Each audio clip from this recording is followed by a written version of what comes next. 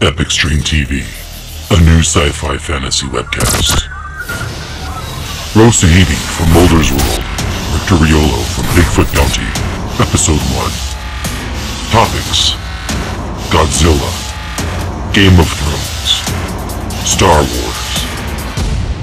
Epic Stream. We are live. Welcome to the premiere broadcast of Epic Stream TV. He is author and reality TV star Rictor Riolo. He's our resident Star Wars aficionado, among other things. And I am Ro Sahebi for EpicStream.com. I want to start by welcoming everybody to the show. Rictor, how you doing, man? I'm doing great. This is awesome. ESTV, the first episode ever. It has a little bit of a ring to it. Don't you like that? ESTV. I like that. What are we going to talk about today? You know, we actually have a lot to talk about. First up, we've got Godzilla. Then, of course, there's Game of Thrones. And, oh my God, Ro, Star Wars. Did you see what was shown today by JJ Abrams? Yes. Lots and lots of Star Wars news and tidbits this week. A couple of things I'm really interested in talking about. So JJ's got a new video out. There's some interesting things going on in the background. Little peek into the new world that over there that's going on in Abu Dhabi. So we'll get to that in due time. I see you've got your lightsaber out. We're going to start with what's going on this week, and the big news this week in the realm of sci-fi and fantasy, I think, is probably Godzilla. That's what everybody's talking about right now. Well, yeah, he's really come back swinging ever since that horrible 1998 Matthew Broderick movie. Oh. Now, God. I am a monster movie fanatic. I love monster movies, whether they're bad, whether they're good. Sharknado, I don't care. I don't care how bad it is. Yes, it's supposed to be bad. I enjoyed Sharknado. The Matthew Broderick Godzilla, it wasn't even bad enough to be bad good. It was like the bad kind of bad. I just didn't like it. But good news for Godzilla fans, kaiju fans, the new Godzilla. What's your first opinion on that?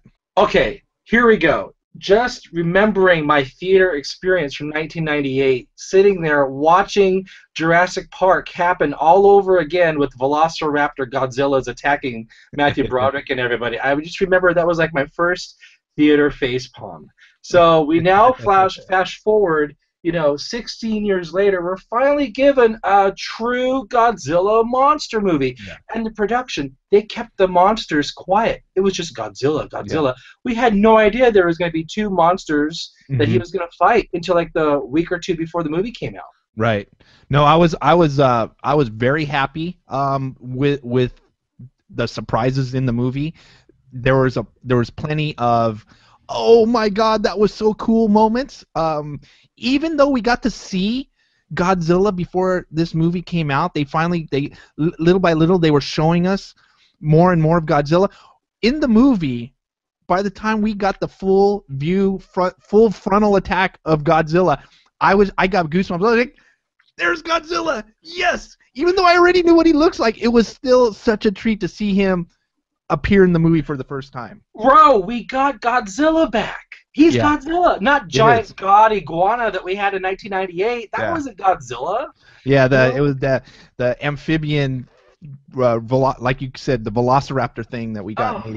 But there's a lot of mixed reviews on this Godzilla. But I think if you're a kaiju fan, a Godzilla fan, you don't have too much to complain about. I mean, it's still a giant lizard, destroying a city. It's not, and we'll get to that. It's not the bad Godzilla. I don't know if we should talk about it for those. I mean, let's say, spoiler alert for those of you who haven't seen it yet. We're going to talk about the Godzilla character for a bit. He's not intentionally going through and destroying buildings. He's not a bad guy this time. No. But that's not the first time that Godzilla has been a good guy, so it's okay. It was okay for me. But he's still running through town smashing stuff, right? But he did it so quietly. he's this megaton monster, and you don't hear the kaboom, kaboom, kaboom through the city. All of a sudden, boom, there he is, chowing down on the big bad guy at the end. Where did Godzilla come from? I mean, it was like, wait a minute, you have to turn off your brain for some of this. Yeah. Like with watching the Transformers movie, don't Right. think. Okay, the Japanese have a monster that has tunneled underground, latched itself onto a nuclear power plant, and they are growing it and studying it, and they were afraid to kill it because they didn't know what was going to happen, unleash nuclear devastation, whatever. And they're just, okay, turn off your brain, just be the little 10-year-old boy watching this monster. You know, Right. that's what you have to do. You have to, being an adult has kind of jaded us, Ro, because deep inside us, we're still those little kids. Oh my God, Godzilla! Ah! But then we're also adults saying, wait a minute, now why would the Japanese be allowing this leech on their nuclear reactor? You know, I mean, it's just, okay, gotta turn that off. Enjoy the movie for what it was. Exactly. Now, I'm not saying it's an A+ movie, you know, that, and I am a Godzilla fan, so I'm gonna probably enjoy it more. I'm gonna turn it off, like you said, and just enjoy the movie as a Godzilla movie because I'm a Godzilla fan. But I'm not giving it an A+, although I'm giving it a solid B, man. It's a really good, fun, entertaining movie, and props to Gareth Edwards, the director. This is his first like big budget Hollywood movie. People who don't know him, he did a fantastic movie called Monsters. Really low budget. It looks amazingly well done because he was a special effects guy before he became a full-time director. I recommend if you get a chance to go back and look at his earlier work. But he did a fantastic job of taking a campy subject, a kaiju, a monster, a Japanese, what started as this Japanese man in a costume destroying miniatures. He took it and gave it a legitimate big screen appeal, in my opinion. He did. He succeeded in that regard. However, here's where I think he failed as a director. Okay. The lead star, that Aaron Tyler, whomever he is, should be doing gay porn. He stood there. He stood there looking like this the entire time of the movie.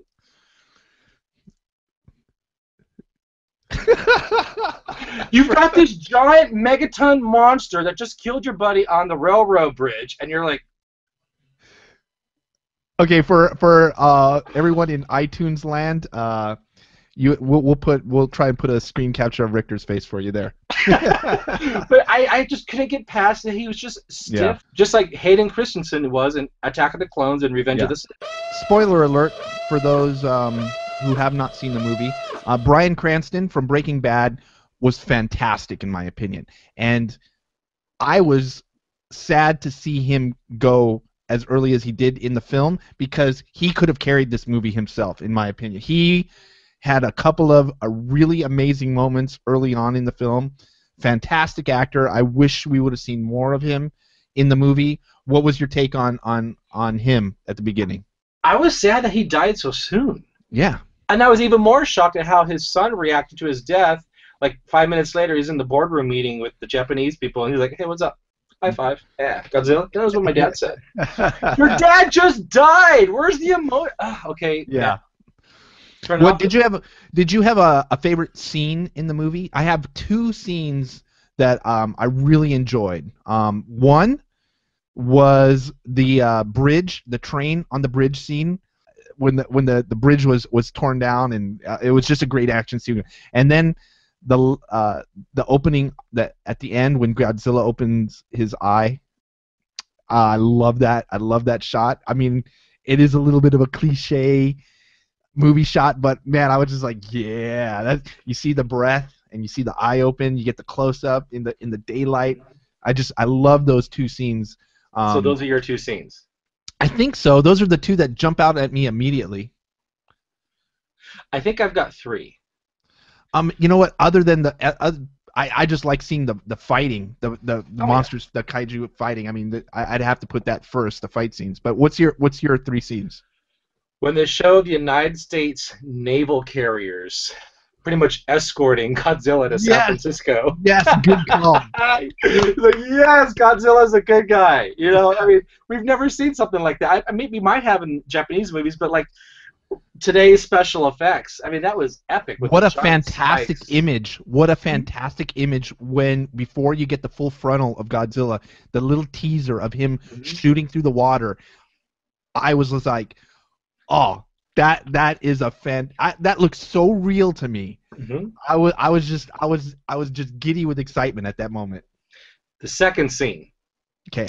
When Godzilla's tail spikes started to glow, you knew what was coming. You knew what was coming. And then his back spine glowed, and then boom, the breath came, and we're waiting for the breath. I think I might have actually half a fist pump in the theater. I might have actually done half a fist pump in the theater.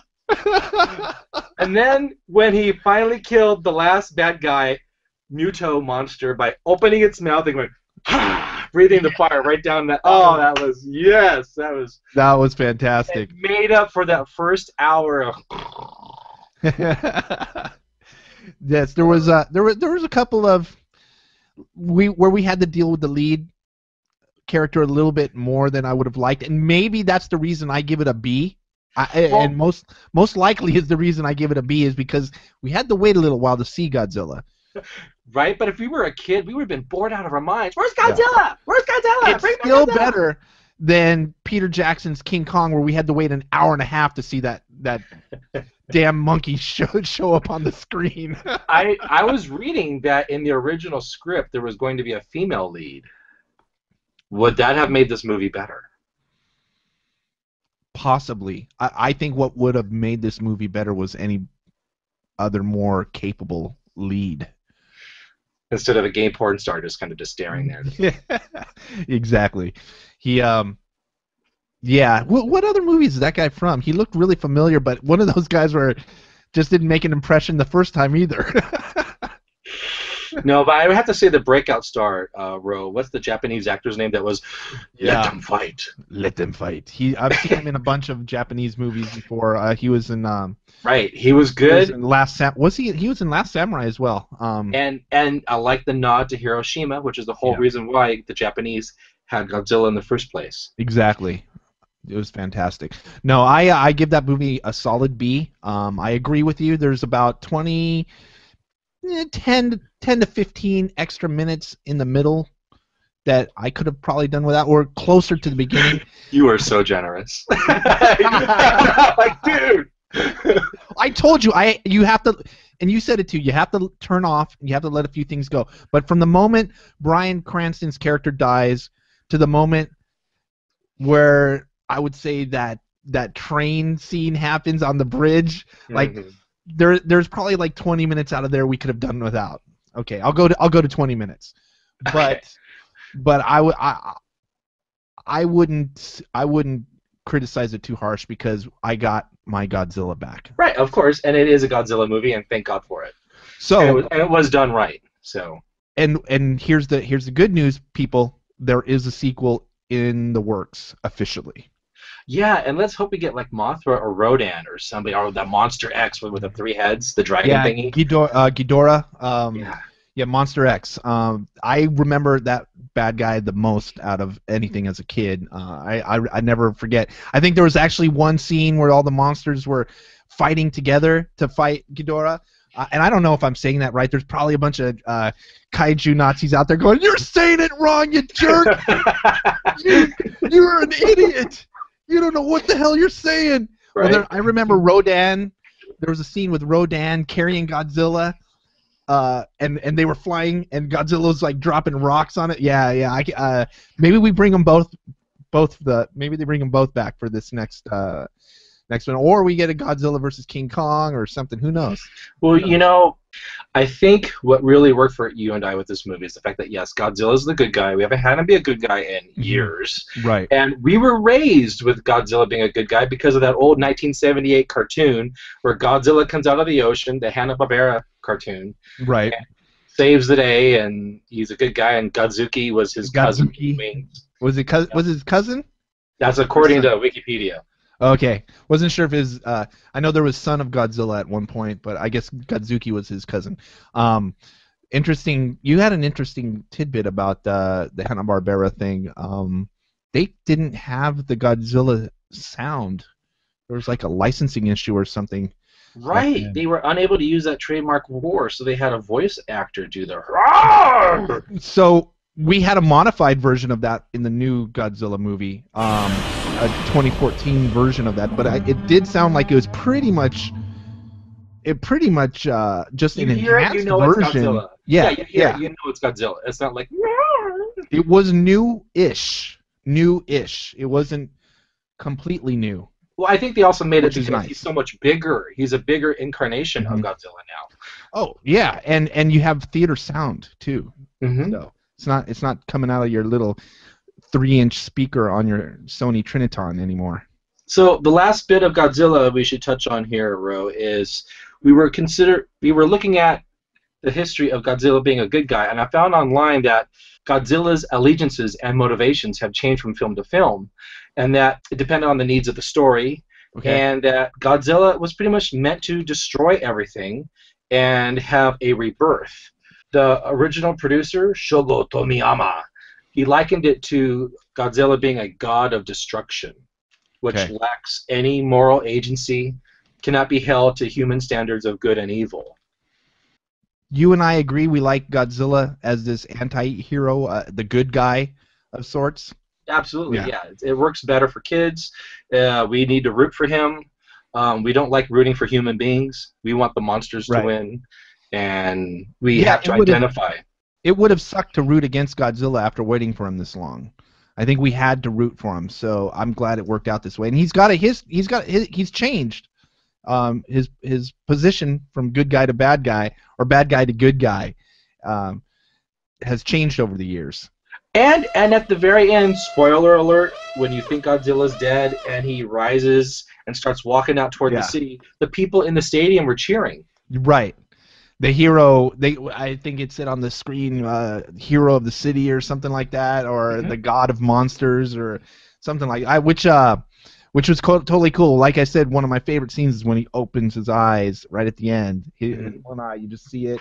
The pupil dilates. His breath comes in. So epic. I love that stuff. That was a big scene. Ro, you give the movie a B. Being that my name is Rictor, I'm going to give the movie a 7 on the Richter scale. Okay, we're going with the Richter scale. I'll give it a 7 as well. All right. I think so. That's fair enough. Well, let's go from this big monster into our next subject. Let's go into a bunch of little monsters. The biggest thing on HBO now, and I believe in their history, is Game of Thrones. And this episode is one of these. We had one of these season climaxes where we're going, you know, we got half a fist pump again. We're like ready to. Are we cheering? There's some interesting things happening. We may have even, some of you may have actually done a full fist pump in this last episode. What was the name of the episode, Richter? Mockingbird, episode 7. Right. So, what were some of these interesting moments in Mockingbird this week? Well, I'm gonna have to say Peter Dinklage's acting in each episode keeps getting better and better. I mean, it's perfection. He is probably the best actor on the show. I mean, the trial, the past episode. Though the closing scene was all that people were talking about. He has to get an Emmy for that. Didn't he win an Emmy, Ro? What's his story? Yeah, I believe he took Best Supporting Actor in 2013, and I would say it's looking like a back-to-back year for him. I can't think of another more dominating. I mean, he's a supporting actor, and he might as well be the lead. I mean, he's dominating these scenes. It's just unreal what this guy can do. The last scene from episode 6, those scenes of him just being, you know, you're used to seeing him in these really peppy moments. Really, his character faces diversity well, but seeing him now completely broken, sitting in a cell, I mean, the guy has got a range in actor speak.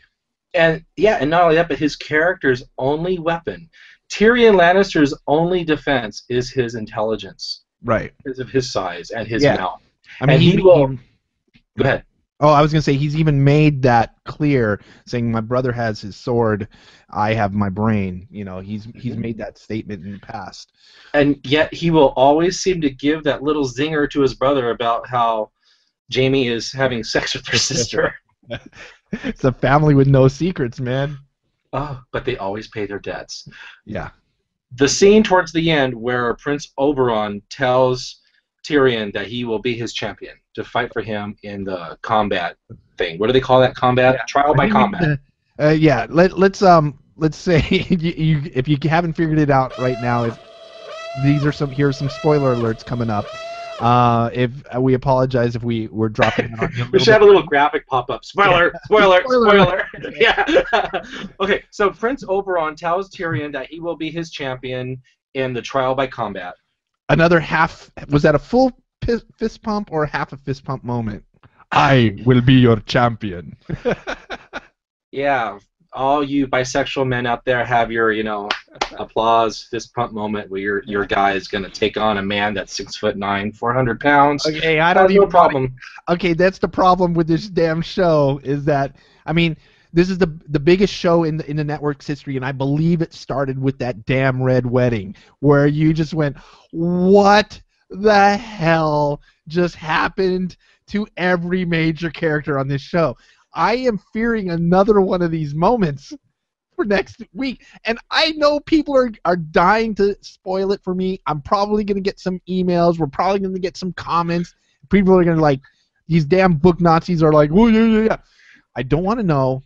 Let me live in my fantasy world where Prince Oberyn might actually win this fight.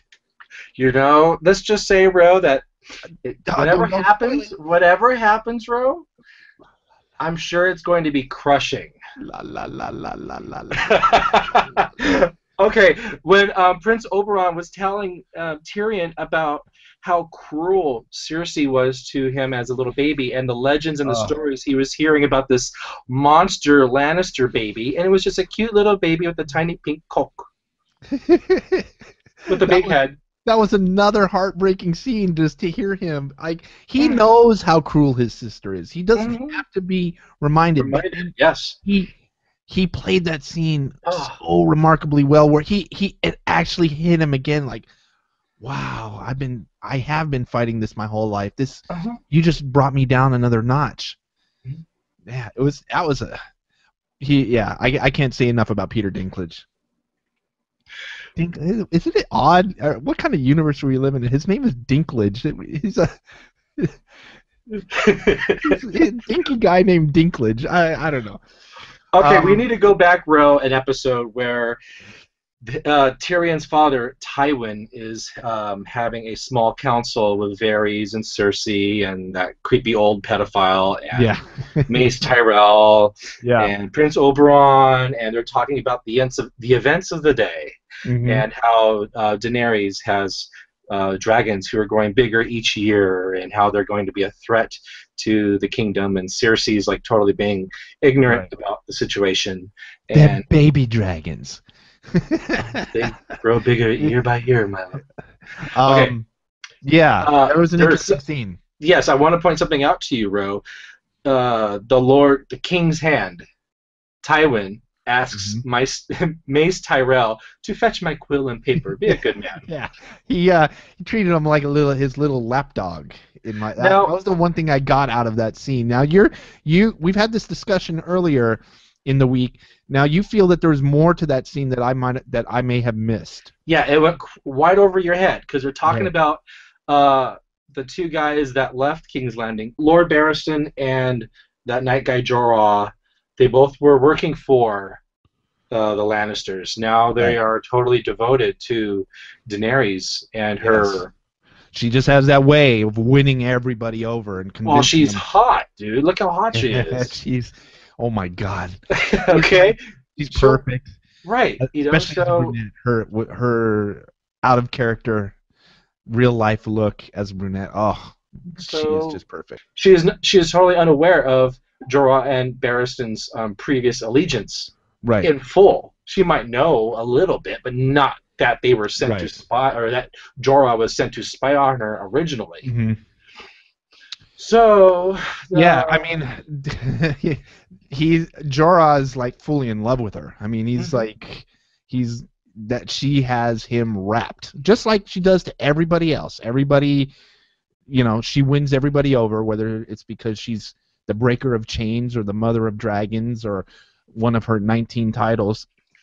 she she wins everybody over, and she is successfully, I believe, I don't know, this is Game of Thrones, after all, she has successfully won everybody over from top to bottom. Anyone who's come around her, is now fully devoted to Daenerys. But she's not wise. That's the thing with her. She's not a wise leader, and she reacts. So if she gets a letter from the eunuch Varys saying, "Oh, by the way, Lord Jorah is working for the Lannisters, care of the King's Hand," she's gonna freak. Yeah. And Possibly. out goes Jorah.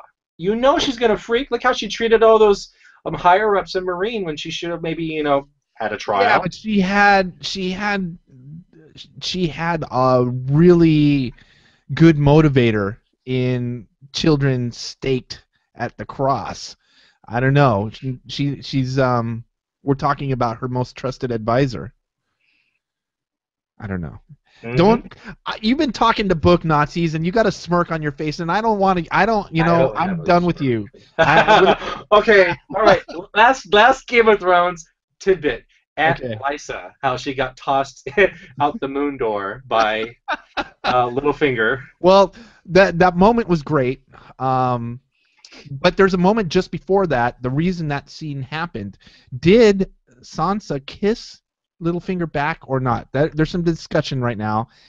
That was a little bit longer. I think anybody else would have immediately pushed him away, but she was just like taken by it. She flinched? No. Was that her first kiss? That's her first kiss. Oh. I didn't even think about that. She never kissed the little dwarf guy, Tyrion. And Joffrey? Did she kiss Joffrey? No. No, Joffrey was afraid of women. That was her first kiss. Remember, she is the Virgin of the North. Yeah. Wow. I guess so. Okay, so... And we didn't get to see her react to the killing. Her aunt being killed right in front of her eyes. We didn't get to see the reaction shot of her. So, I don't know. I think that at this point, my guess is that she was good with it, and she's just like, screw it. I'm getting screwed in every which way, every place I go. It's about time that she starts growing a pair and realizing that she's living in a cutthroat world, and I don't know. I don't know what to expect. Well, you know what? I think as a fan, not being a book Nazi, but as a fan, because I'm not a book Nazi, but as a fan, I think there was a little bit of foreshadowing a couple episodes back when Tyrion said that Sansa's not a killer yet. Yes. Yeah. So she's learning. Yeah.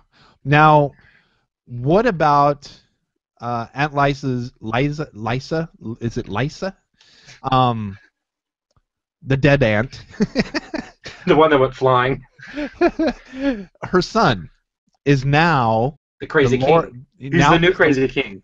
New crazy Lord of the North or whatever he is. Now, do they want to keep him alive? They need to keep him alive, right? He's the king. No. Yeah.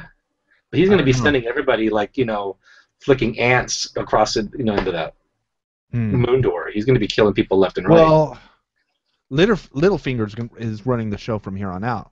Mm-hmm. And now he's got an army. Mm-hmm. Now he's got an army. I don't know. I don't know what to make of that whole situation just yet. I'm sure it will take a turn somewhere unexpected in the next episode or two. What is the name of the next episode, which we are not going to get this week? The Mountain and the Viper. Sounds very crushing, Ro. Damn it. I just texted Michael so we can finish the Game of Thrones segment. Hey, Ro, what character would you say you most resemble on Game of Thrones? Oh, I would like to be the Middle Eastern Prince Oberyn. Judging that I know you personally and I've known you for 3 years, I would have to say you are very much like Littlefinger. You know what? Okay, so if you go to epicstream.com and you take one of the earlier quizzes that we released, it was called which Lord or King are you? I took the test twice and came up with Littlefinger both times. So I am a little Littlefingerish. I could see that. Yeah, I could totally see you having a brothel. I could totally see you, master manipulating and killing a king, having powerful allies, and kissing the Vestal Virgin of the North. I kind of like that guy. I have to admit.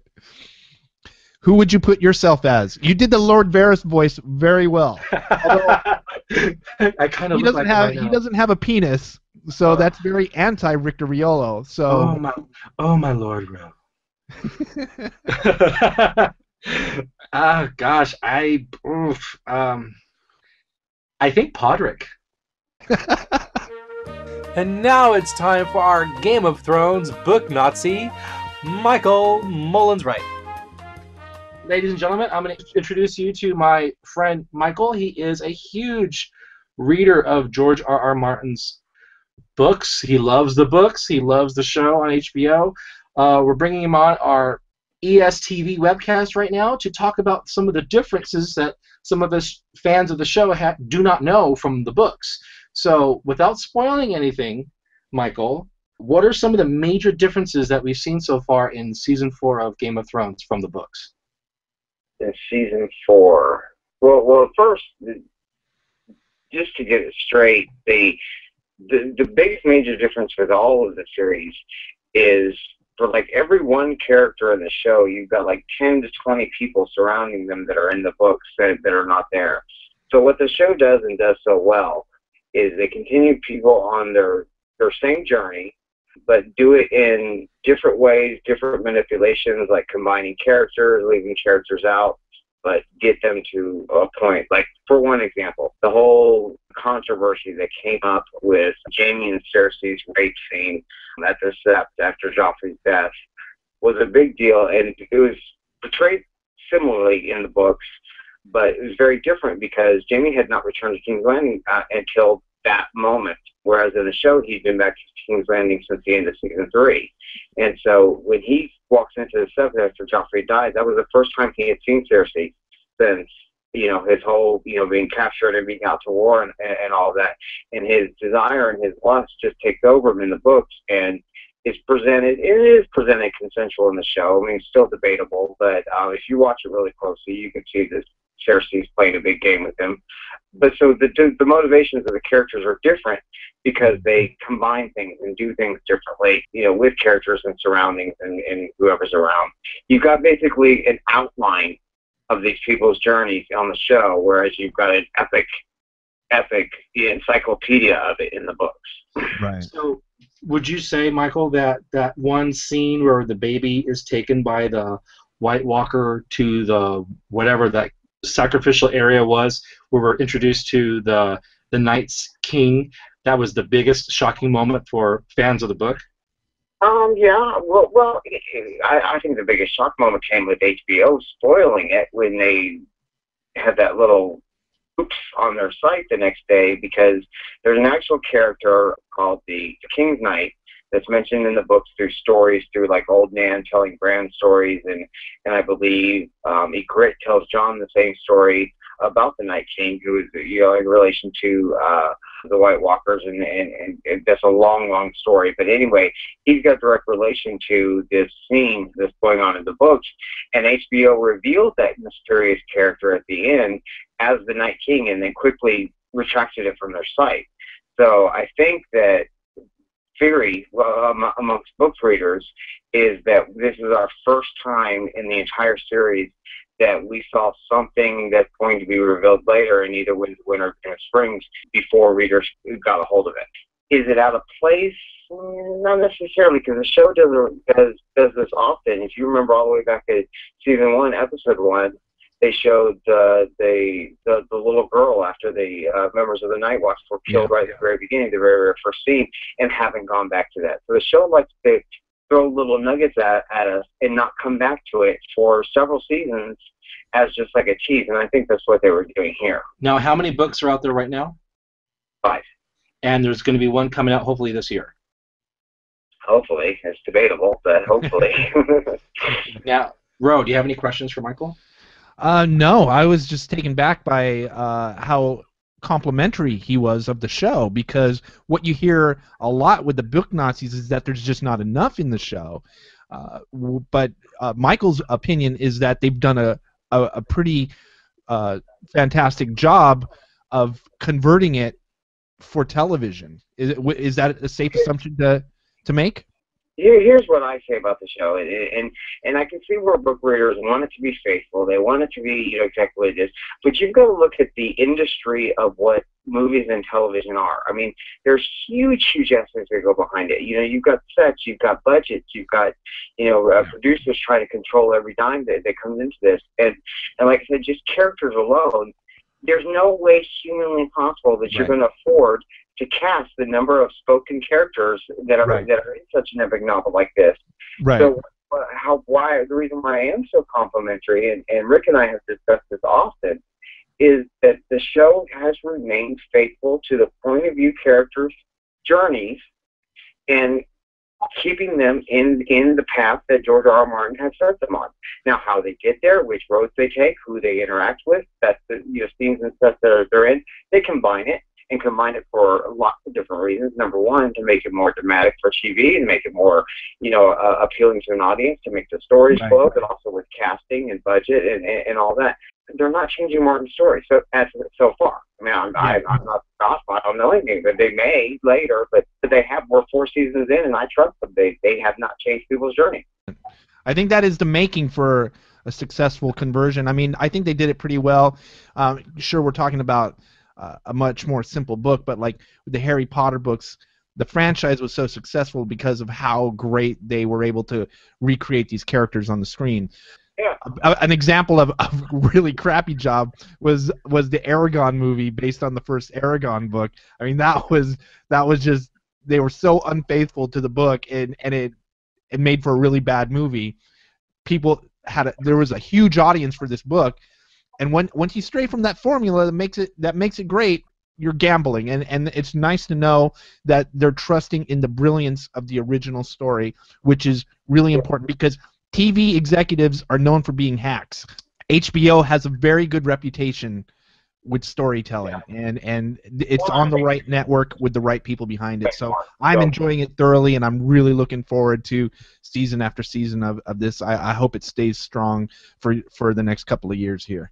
I think they're doing the best job that they possibly can do. It's a different medium. I think people get so anal. They need to go 2 different mediums, 2 different ways to tell the same story. Okay, Michael, gotta ask you, who you rooting for, Prince Oberon or the Mountain? Without spoiling it, who are you rooting for? For somebody that hasn't been introduced yet. Oh, you're rooting for someone brand new? Yes. There is a little bit of a give. Without giving out any spoilers, I do know, because this is common knowledge, that the next episode is called The Mountain and the Viper. Yeah, and based off the last episode, you should know exactly what that means. So trial by combat. Trial by combat. It's over in the mountains fight. I'm rooting for the Mountain. I'm rooting for. I don't see how. Why? Because he's awesome. He's a killer. He's gonna take out that little. I will, but see. Best characters ever written. Oberin's one of the best characters. Let's see what happens. Because if the Mountain dies, then we don't get to see the Hound versus the Mountain either. I don't want to start speculating. I don't want any giveaways here. I'm la la la la la la la la. All right. Thank you so much, Michael, for being a part of this. We'll have you come on next time to talk about any more differences. Okay. Thank you. All right. Bye. Bye.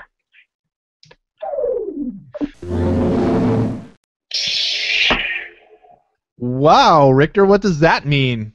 We are now leaving King's Landing, Westeros, the Middle Earth that Tolkien never even could have imagined, to go to a galaxy far, far away, where today we finally got to see our first glimpse from the set of Episode 7, Star Wars, The Ancient Fear. The Ancient Fear. Now, today we got a little glimpse, a little behind the scenes, not a whole lot, but enough to whet our appetites. JJ Abrams released a little video today. It was a announcement of a $10 lottery to appear in the new movie. What do you think of this, Rictor? Well, if you have $50,000, I think the chances are you're going to be picked, because if you donate $50,000 to this lottery cause, you will have your own private screening of episode 7 and look very good in the head of the lottery people. Technically, the $10 lottery and the $50,000 lottery should have the same chances technically, but come on, we live in a real world, bro. Something tells me something special for anyone with 50 G's up front. Would you put it up? Would you put up the 50 G's to get a walk-on role? To have my own private personal screening of episode 7? Absolutely. Yeah. Oh, absolutely. And don't you get? Aren't they doing a lottery for a walk-on role as well? Yeah, you and a friend will be dressed in costume and have a quick cameo in episode 7 at Pinewood Studios. Now you know as well as I, you more so, that's not an easy thing to come by. You've been trying to pursue an extra role in the new Star Wars for some time. Hi, I'm Rictor. And I'm Dax. And we're from Spike TV's $10 million Bigfoot Bounty. And Miss April Webster, this video is for you. This is a really big deal because this is not being filmed in the U.S. You know, you have to go to either the UK or to Abu Dhabi or wherever what other locations they have. Is there rumors they were filming in Iceland as well? I believe B-roll in Iceland. You know, we can't just go down to the Paramount lot or hey, you got a friend back there. It's my own little creature cameo. Just like JJ Abrams said. As we're talking about cameos and creatures in the cantina. Here's the thing, my partner on Bigfoot Bounty on Spike TV, his name was Dax. He and I wanted to be noticed by April Webster Star Wars Casting to have a walk-on in the role. We even created a website, daxandrictor.com, made a video. Nothing's happened. We've had some media exposure, but gosh. I'm rooting for you. Well, hopefully everybody out there who's listening to this podcast can help us push Rictor a little bit closer to that goal. You know, let's get 1 million viewers behind this, everyone. Hint, hint. So this is a good charity for children. You want to be part of the force of change. Okay, there is a URL for this event. We're gonna put it down below. I don't know, is it called an event or it's called it's a lottery actually, a charity event. It is a charity event. It's called the Force for Change that will raise funds and awareness for the United Nations Children's Fund's UNICEF Innovation Labs project to help benefit the world's most vulnerable children. Okay, so there's our good deed. We put out that information there to go raise money and help people. But let's talk about what's really on our minds right now and the characters that we saw in this video. Was that a Jawa, like, cooking chili in the background?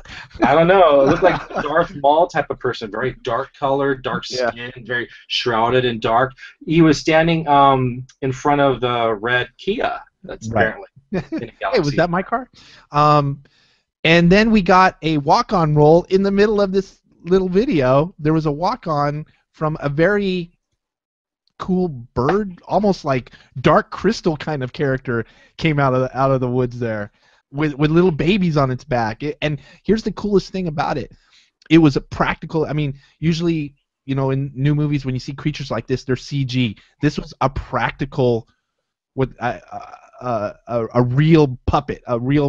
Well, I think it was somebody in costume with like a motorized head. I mean, it was a real piece of work, a real piece of art, living art, and I was excited just to see that.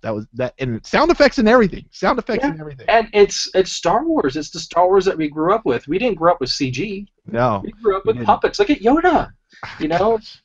So this is very exciting. Okay. Who are they bringing in for all this work?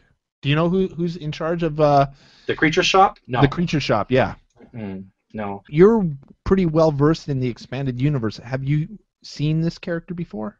No, this is a brand new creation. Cool. Yeah. A lot of stuff happening in the expanded universe as well.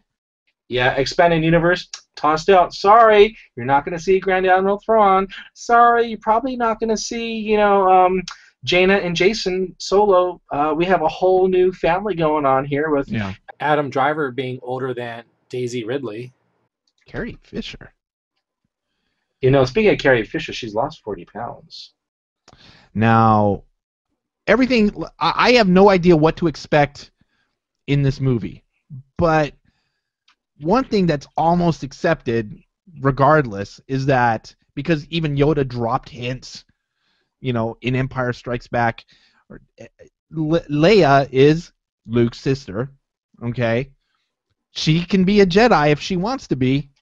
Is she going to be a Jedi in this new movie? Is she training? Are we going to see her with a lightsaber? I don't know. I think that's going to be like the big surprise. I don't think the general public remembers that conversation that Leia had with Han at the end of Return of the Jedi, saying, "I hope Luke wasn't on that thing when it blew." He wasn't. I could feel it. Yeah. You know, and that's the end of her Force powers that we ever see for 30 years. So, you know, being that she was a princess in the original trilogy, chances are she's going to be a queen in the new trilogy with a hidden lightsaber. And when she pops that saber out, just like we were excited with Godzilla's tail flickering and the spines glowing, we knew what was coming, and we know Leia's going to kick some laser whoop ass. So educate me a little bit about what people... Okay, you said expanded universe is pretty much thrown out. It's thrown out, but however, it's there, and they can pick and choose what they want to use. They can mine from it. Oh, we like the character Ro Sahebi, so we're going to turn him into a transgender droid. But that wasn't in the books! Ro Sahebi was a part of ESTV, not a transgender droid!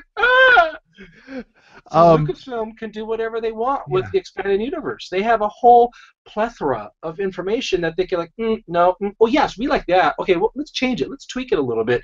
Let's make, you know, Han and Leia having kids, but let's not make them twins. That's cliche. Well, we'll make one older. Is there a chance? Is there a chance that Han and Leia aren't even together at this point? They could be divorced like anybody else. 30 years later, I mean, come on, they had their kids. Do we know that the kids involved are actually Han and Leia's kids? Well, chances are, judging by that round table script reading photograph that we were shown 2 weeks ago, right before May the 4th, you have Daisy Ridley sitting between Harrison Ford and Carrie Fisher. Daughter. She's the kid. She's their kid. She looks just like a combination of Natalie Portman and Carrie Fisher. Come on. It's right there in front of you. Yeah. And Adam Driver has that Harrison Ford-esque look about it. Granted, his face kind of looks a little deformed, like it's been hit by a bus, but he has that look of Harrison Ford. He's like an ugly Harrison Ford. Yeah, okay. I'll go with that. That. Do we know the full cast at this point? Do we know, can we assume that we know 90% of the cast? I say we know 80% of the cast. There's other casting that they've not revealed yet, probably for spoiler reasons. If they were to say they were going to have Ewan McGregor, okay, we're going to have Obi-Wan Kenobi back. If they were going to say we're going to have Ian McDermott back, oh, we're going to get the Emperor. You know, so there's some things that they're going to keep in their back pocket. Now, is Benedict Cumberbatch confirmed as a cast member or not? No, he is not a part of it. That was just a rumor, right? And same with Zac Efron, really. Yeah. Here was my concern, and it was not a concern until Eduardo Sanchez, director of Blair Witch and other great movies, he made a great point because he's a huge Star Wars nerd. He made a great point that picking the director for this new Star Wars trilogy in JJ Abrams, he was concerned about the Star Trek director being picked for the Star Wars reboot.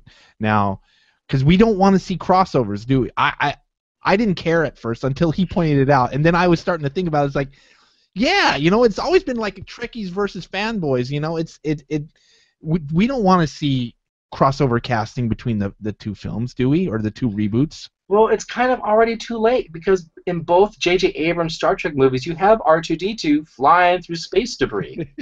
Yeah, I don't care if they ruin a Star Trek movie. And we've already had the Enterprise in Episode 1 in one of the CG shots in the background on Coruscant where they show the air traffic flying across the screen. Yeah. There's talk that, you know, we got E.T., the extraterrestrial, and his buddies there in the Senate scene. You know, so we're probably going to have, you know, Enterprise fly across the scene at some point. Okay. All right. I'll keep be your prepared eyes for open, that. people. I just don't want to. I don't want to see too much crossover. between the two. But I do have faith in this series compared to the episodes 1, 2, and 3. Yeah, the prequels. Yes. The prequels. Well, it's also being handled by a fan like us who's in our age group, who grew up with Star Wars, who knows what works. He's seen firsthand how the prequels didn't quite work for the fans. Yeah. So he's going to try and bring the fans back to a galaxy far, far away, and I think he will succeed because look what he's done with Star Trek. He took a mediocre sci-fi franchise. I'm sorry, I'm not being mean here. I'm being honest. Star Trek has never been meant to be a blockbuster film. They've always put it on, Paramount's backlist. Oh, we'll air a Star Trek movie in December. It'd be a good Christmas movie. It'll have a good weekend, and that's it. And the first Star Trek movie that JJ Abrams did was like, no. We need to treat this as a blockbuster. We're going to have it premiere in May or June for the summer, season. And sure enough, JJ was right. There's Star Trek already has the characters, it already has the actors, it has the fan base. Why can't it be a blockbuster if it's done right? Goodbye, Rick Berman. Right. Yeah. You fucking suck, dude. You're out. We're gone. Right? JJ Abrams comes in. Paramount gave him full control. Look what's happened. Yeah. And now reboot that series in the thank true God essence of for the word. Star Trek fans. Yeah. Now we have them for Star Wars, and people are doubting. Who is this director that you're worried about? Eduardo Sanchez? Is that his name? Yeah. Okay. Here is what you call a dirty Sanchez. Sorry, buddy. Okay, so that's what I think about you for doubting JJ Abrams because JJ Abrams has a great track record. So. Yeah. I think I'm gonna have to bring Eduardo onto the show to just. Okay. I'm gonna play him that clip. I'm gonna play him that clip because he's just as hardcore as you. Okay, I'll stop name dropping my director friend here. Let's talk about the formula of the title. Okay. Episode 1, The Phantom Menace. Episode 4, A New Hope. Both of these two movies have something in common. They are the beginning of a new trilogy. Mm-hmm. Adjective, consonant, noun. Okay. So, what did we get from the set today? Well, they haven't actually named the movie yet officially, but Harry Knowles from Ain't It Cool News, who has a reliable source from the set, said that the working title is called The Ancient Fear. And I'm believing it. That's The Phantom Menace, The Ancient Fear. It works. It's Lucas. It's Lucas, people. It does work. And yes, Lucas, Disney or not, Lucas was on board for these screenplays. It sounds, I mean, the rumor's carrying a lot of weight. I've seen it on IGN, I've seen it on Yahoo, I've seen it on Ain't It Cool News, I've seen it everywhere in the last, it's been 2 days now. It feels like it's been a week, like we've been living with that title, but I think it's been 2 days now. There's a lot of weight behind it. Nobody's saying otherwise. We get a lot of announcements. If people you want to keep up to date with twitter.com/bad_robot. That's JJ Abrams' company. We got our first picture from there. We got the tweet of the video from there. I'm staying tuned. I'm checking in every day, a couple times a day to see if there's anything about the title. I have not seen it confirmed by the Bad Robot Twitter account yet, though. Well, here's the thing. Harry Knowles knows J.J. Abrams and has emailed him directly and has not received a deny or confirmation from the director. So that makes you kind of go, No. And you know what? Back into the original formula, Ro, Lucas is very much behind this story. Yeah, he sold Star Wars to Disney, but he was also in pre-development of this new trilogy. That outline is his. You couldn't keep this fan base excited without attaching Lucas's name somehow. He had that was a no-brainer. I mean, it was for me. That's what made me say, okay, I'm on board. Let's do it, Disney. I'll get behind Disney, if that's what it takes. As long as they're giving somebody this creative vision who's talented to run with. Disney does have a history of getting very involved with the story, but if we're to believe the rumors, it was Lucas, not Disney, on this. Right. And he created the whole outline. He had concept artwork already produced. The reason why he told people that he wasn't going to be making episodes 7, 8, and 9 since he made the prequels is because he wanted people to be focused on the current product that he was delivering, which was the Clone Wars for over 5 years. Yeah. Now, if he had said 5 years ago that Episode 7 in a conceptual stage, we would have been like, who cares about the Clone Wars? Tell us about Episode 7, Episode 7, Episode 7, Episode 7. So Lucas is a smart businessman. Star Wars, yeah, it's our galaxy far, far away. As fans, we're addicted and crazy about it, but to him, it's his product. So what is Disney doing with the animated portion of this? Well, here's the thing. We have a new show coming out called Star Wars Rebels, which takes place 5 years before Episode 4. How the Rebel Alliance pretty much has its first victory against the Empire. It's all new characters. There's a Jedi involved. There's rumor that Lando Calrissian might be in this at some point as a cameo. It's all based on the artwork that Ralph McQuarrie created for Star Wars. Nothing gets thrown away by Lucasfilm. For instance, one of the pre-visualization ideas for Darth Maul, the bad guy in Episode 1, was a Sith witch with like this red outfit with like these red things sticking out from her back, white face with black makeup. Okay, that turned out to be Mother Talzin in the Clone Wars. Right. You know, so nothing gets thrown out, and all of Ralph McQuarrie's artwork is now being used, slightly tweaked a little, for Rebels. You know, so nothing gets thrown away, which is a smart business move by Lucas and by Disney. Yeah. So we're getting Rebels, to answer your question. It's coming out later this year on Disney's channel. The Clone Wars abruptly ended when Disney bought Lucasfilm. So we're finally getting one of the story arcs wrapped up. Darth Maul was being electrocuted by the Emperor. The last we saw him in the Clone Wars with the Emperor saying, "I have other plans for you." Well, today we finally get Episode 1 of Darth Maul, Son of Dathomir, where it explains why Palpatine kept Darth Maul alive, to use Darth Maul as bait to lure that Sith witch Mother Talzin, which I just told you about, to bring her out so Palpatine can kill her, because Palpatine does not want any competition. Jedi, Sith witch, you know, Muskrat, Womp Rat, Tauntaun, no. He wants to get rid of anything that could pose a threat to him. And so that's where Maul's storyline is being developed. And I know, Ro, you're a huge fan of the Clone Wars. You have watched every episode of the Clone Wars. So are you looking forward to Rebels? Absolutely. And here's why. So if you didn't detect Rictor's sarcasm in that, then I apologize, because it should have hit you like a ton of bricks.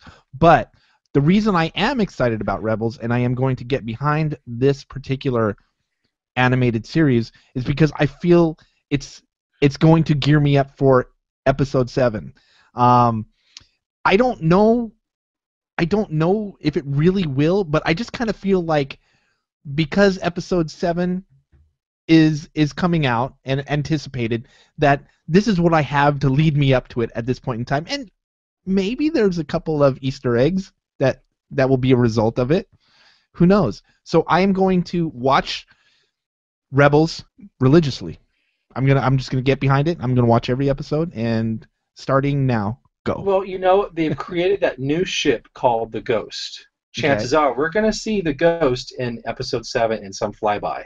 We saw Dash Rendar's Outrider in the special edition of Star Wars A New Hope when they showed Mos Eisley, and you see the Outrider just flying over the city, taking off. I mean, granted, you have to be a big fan of the movies and the comics and the novels like I was, but there's Dash Rendar's Outrider right there. Boom. Right. I am a big fan of the original trilogy. I've seen them, like many others, hundreds of times. Empire Strikes Back, probably seen that movie more than any other movie in the world.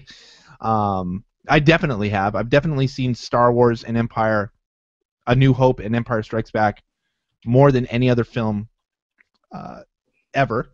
I was a fan of the novels. I read probably not a lot of them, but 7 or 8 of the novels over the years when I was just hungry for Star Wars, pre Clone Wars, prequels.